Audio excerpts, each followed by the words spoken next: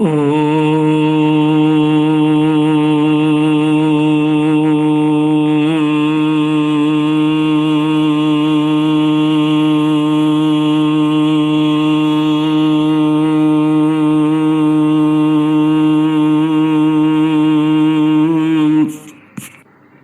गुरुचरण कमलेभ्यो नमः। श्री गणेशाय नमः। श्री सरस्वत्यै नमः। श्री विष्णवे नमः। श्री कृष्ण गोविंद हरे मुरारे। हे नाथ नारायण वासुदेव। श्री कृष्ण गोविंद हरे मुरारे। हे नाथ नारायण वासुदेव। हे नाथ नारायण वासुदेव। हे नाथ नारायण वासुदेव। हे नाथ नारायण वासुदेव। श्री कृष्ण गोविंद हरे मुरारे। हे नाथ नारायण वासुदेव। श्री कृष्ण गोविंद हरे मुरारे। हे नाथ नारायण वासुदेव। ओम नमो भगवते वासुदेवाय। ओम नमो भगवते वासुदेवाय। ओम नमो भगवते वासुदेवाय। ओम नमो भगवते वासुदेवाय। ओम नमो भगवते वासुदेवाय। ओम नमो भगवते वासुदेवाय। कृष्णाय वासुदेवाय हरये परमात्मने प्रणतक्लेशनाशाय गोविन्दाय नमो नमः। कृष्णाय वासुदेवाय देवके नंदनाय च नंदगोपकुमाराय गोविन्दाय नमो नमः। सच्चिदानन्दरूपाय विश्वोत्पत्त्यादिहेतवे तापत्रयविनाशाय श्रीकृष्णाय वयं नमः। सच्चित आनंद स्वरूप परमात्मा जो सृष्टि के उत्पत्ति पालन और संहार करता है तथा जीवों के आध्यात्मिक आदि दैविक आदि भौतिक तापों को नष्ट करने वाले हैं, अर्थात जीवों के मानसिक शारीरिक और भौतिक दुखों को दूर करने वाले हैं, उन श्री कृष्ण भगवान को हम नमस्कार करते हैं। श्री कृष्ण गोविंद हरे मुरारे। हे नाथ नारायण वासुदेव। श्रीमद् भागवत एकादश स्कंद अथाष्टादशोऽध्यायः। श्री भगवानुवाच वनं विविक्षो पुत्रेषु भार्यां यस्य सहैव वा वनम् एव वसेच्छान्तस्तृतीयं भागमायुषः। कंदमूलफलैर्वनैः मेधैर्वृत्तिं प्रकल्पयेत् वसितवल्कलं वासस्तृणपर्णाजिनानि च। श्रीमद् भागवत 11वां स्कंद 18वां अध्याय वानप्रस्थ और सन्यासी के धर्म।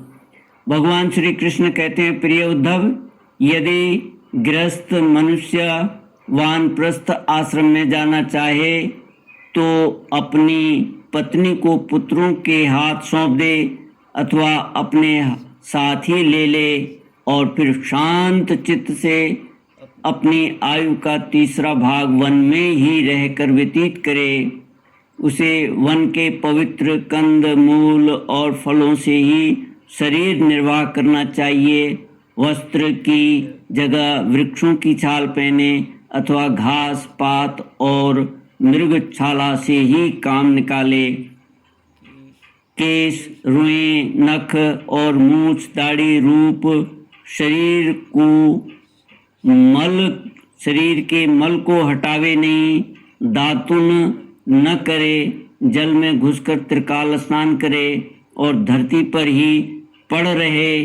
ग्रीष्म ऋतु में पंचाग्नि तपे, वर्षा ऋतु में खुले मैदान में रहकर वर्षा की बौछार सहे, जाड़े के दिनों में गले तक जल में डूबा रहे। इस प्रकार घोर तपस्यामय जीवन व्यतीत करे।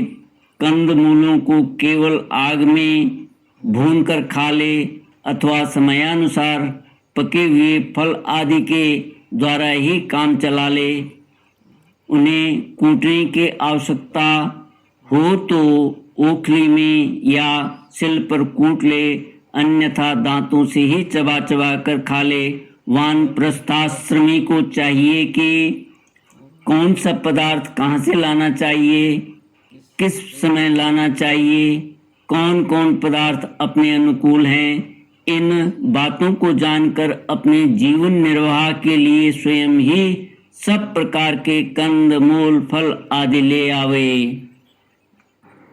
देश काल से अनभिज्ञ लोगों से लाए हुए अथवा दूसरे समय के संचित पदार्थों को अपने काम में न ले। नीवार आदि जंगली अन्न से ही चरु पुरोडास आदि तैयार करे और उन्हीं से समयोचित आग्रयण आदि वैदिक कर्म करे। वानप्रस्थ हो जाने पर वेद विहित पशुओं द्वारा मेरा यजन न करे। वेद वेदताओं ने वानप्रस्थी के लिए अग्निहोत्र, दर्श, पौर्णमास और चातुर्मास्य आदि का वैसा ही विधान किया है जैसा गृहस्थों के लिए। इस प्रकार घोर तपस्या करते करते मांस सूख जाने के कारण वानप्रस्थी की एक एक नस दिखने लगती है। वह इस तपस्या के द्वारा मेरी आराधना करके पहले तो ऋषियों के लोक में जाता है और वहाँ से फिर मेरे पास आ जाता है, क्योंकि तप मेरा ही स्वरूप है।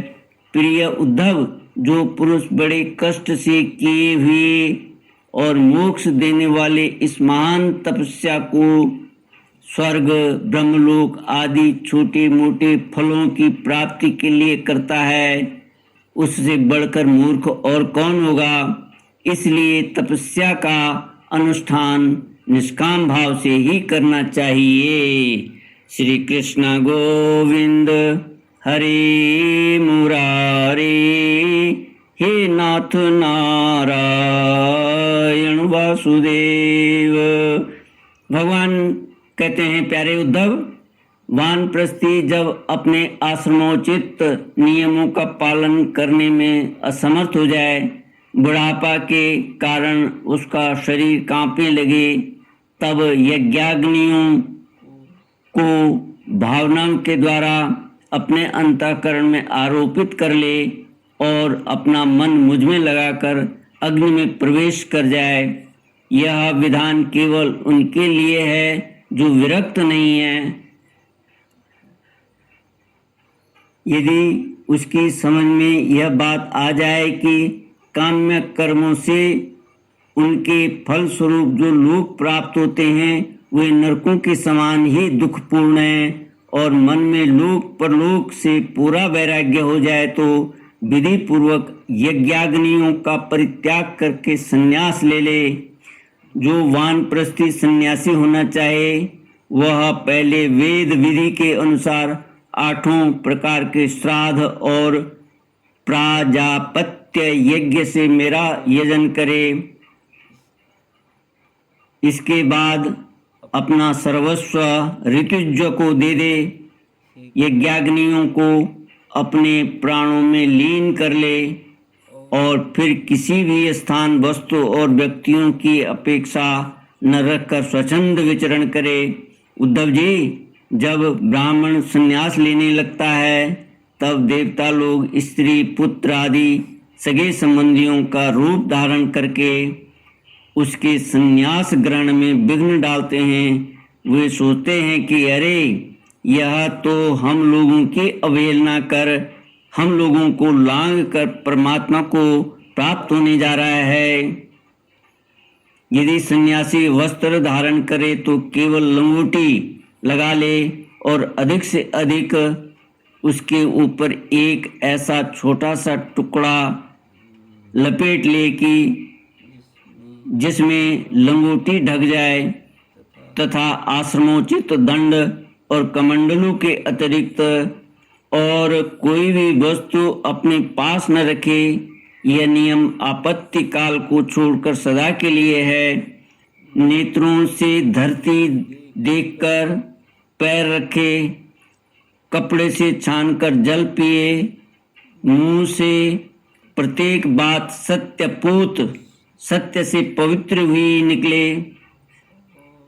और शरीर से जितने भी काम करे बुद्धिपूर्वक सोच विचार कर ही करे। वाणी के लिए मौन, शरीर के लिए निश्चेष्ट स्थिति और मन के लिए प्राणायाम दंड हैं। जिसके पास ये तीनों दंड नहीं है वह केवल शरीर पर बांस के दंड धारण करने से दंडी स्वामी नहीं हो जाता। सन्यासी को चाहिए कि जातिच्युत और गोघाती आदि पतितों को छोड़कर चारों वर्णों की भिक्षा ले।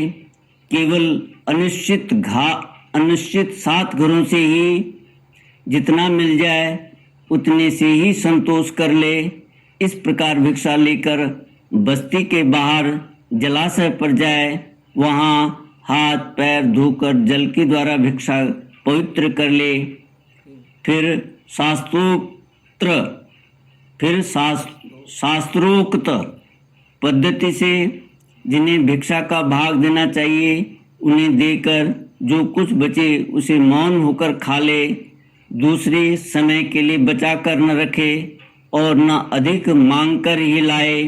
सन्यासी को पृथ्वी पर अकेले ही विचरण करना चाहिए, उसकी कहीं भी आसक्ति न हो, सब इंद्रियां अपने बस में हों, वह अपने आप में ही मस्त रहे, आत्मा प्रेम में ही तन्मय रहे, प्रतिकूल से प्रतिकूल परिस्थितियों में भी धैर्य रखे और सर्वत्र समान रूप से स्थित परमात्मा का अनुभव करता रहे। सन्यासी को निर्जन और निर्भय एकांत स्थान में रहना चाहिए। उसका हृदय निरंतर मेरी भावना से विशुद्ध बना रहे। वह अपने आप को मुझसे अभिन्न और अद्वितीय अखंड के रूप में चिंतन करे। वह अपनी ज्ञान निष्ठा से चित्त के बंधन और मोक्ष पर विचार करे तथा निश्चय करे कि इंद्रियों का विषयों के लिए विक्षिप्त होना, चंचल होना बंधन है और उनको संयम में रखना ही मोक्ष है। इसलिए सन्यासी को चाहिए कि मन एवं 5 ज्ञानेंद्रियों को जीत ले, भोगों की क्षुद्रता समझकर उनकी ओर से सर्वथा मुंह मोड़ ले और अपने आप में ही आनंद का अनुभव करे। इस प्रकार वह मेरी भावना से भरकर पृथ्वी में विचरता रहे। केवल भिक्षा के लिए ही नगर, गांव, अहीरों की बस्ती या यात्रियों की टोली में जाए। पवित्र देश, नदी, पर्वत, वन और आश्रमों से पूर्ण पृथ्वी में बिना कहीं ममता जोड़े घूमता फिरता रहे। भिक्षा भी अधिकतर वानप्रस्थियों के आश्रम से ही ग्रहण करे, क्योंकि कटे हुए खेतों के दाने से बनी हुई भिक्षा शीघ्र ही चित्त को शुद्ध कर देती है और उससे बचा खुचा मोह दूर होकर सिद्धि प्राप्त हो जाती है। श्री कृष्ण गोविंद हरे मुरारी, हे नाथ नारायण वासुदेव। ओम पूर्णमद पूर्णमिदं पूर्णात् पूर्णमुदच्यते पूर्णस्य पूर्णमादाय पूर्णमेवावशिष्यते। ओम शांति शांति शांति। हरि ओम। श्री गुरुभ्यो